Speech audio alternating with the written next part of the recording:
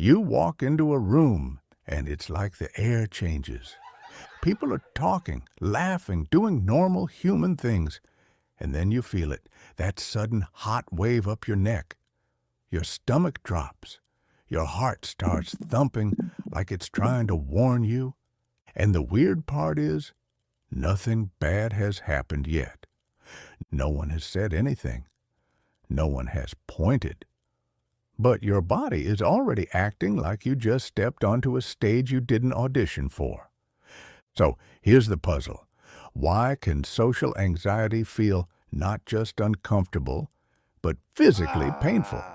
Why can a glance, a pause, or the idea of being judged hit like a bruise? A helpful way to think about it is this. Your brain has two big jobs in public. One is social connection, reading faces, tracking tone, noticing who's safe, who's not. The other is survival, scanning for threats. Most of the time, those two systems cooperate quietly in the background. But with social anxiety, the threat system starts treating social evaluation like danger. Not, I might feel awkward, but I might be exposed. And your body responds the way it responds to danger. Fight, flight, freeze. That's why your chest tightens. That's why your throat gets dry. That's why your mind goes blank right when you want to be smooth and normal. Your nervous system is pulling power away from creative conversation mode and handing it to emergency mode because it thinks you need it. Now, here's the part that surprises people. The brain doesn't only register pain when you get physically hurt. It also registers pain when your belonging feels at risk. Humans are wired for connection. For most of our history, being pushed out of the group wasn't just lonely, it was dangerous. So the brain evolved to treat social exclusion as a serious problem, fast.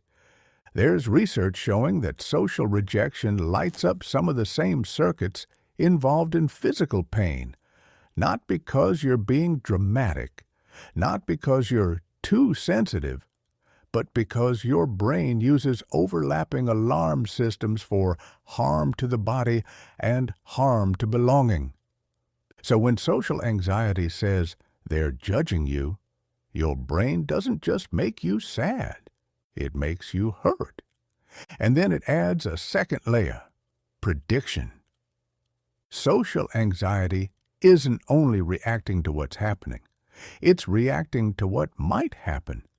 It's like your brain is running a simulation, worst case edits only, trying to prevent humiliation before it arrives. That's why you can feel anxious days before an event, or replay a conversation from last week like it's a crime scene.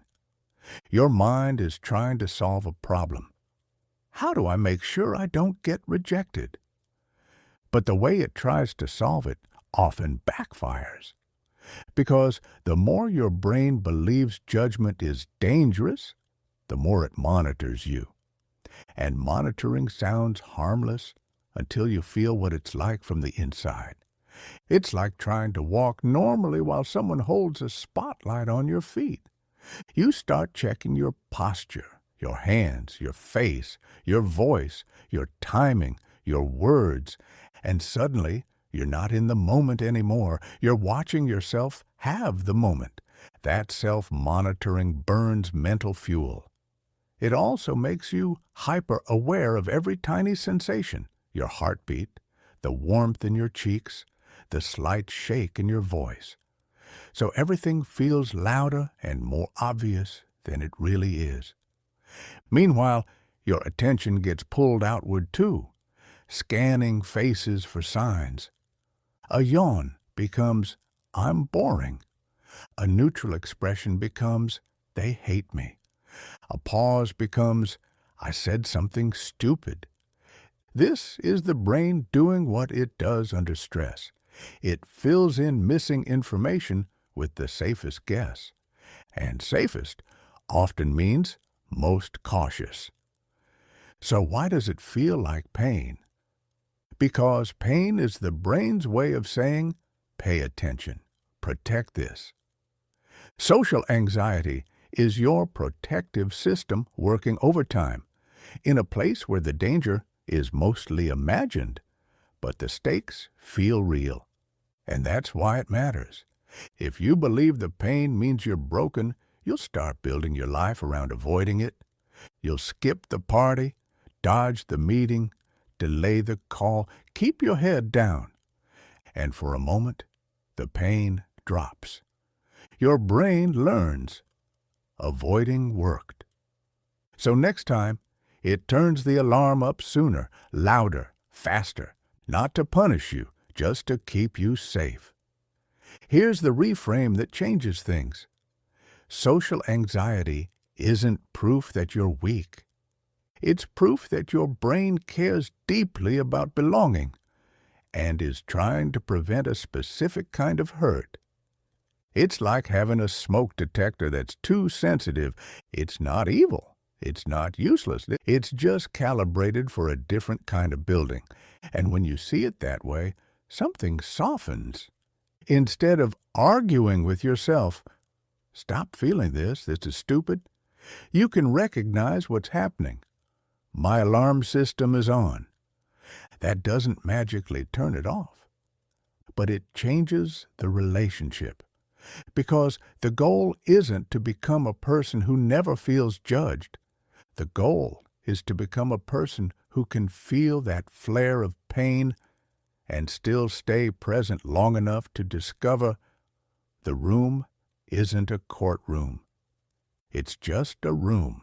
And maybe the most compassionate thing you can remember is this: that physical sting you feel when you think you're being judged isn't your personality failing. It's your nervous system doing its best to protect your place in the world. And protection can be retrained.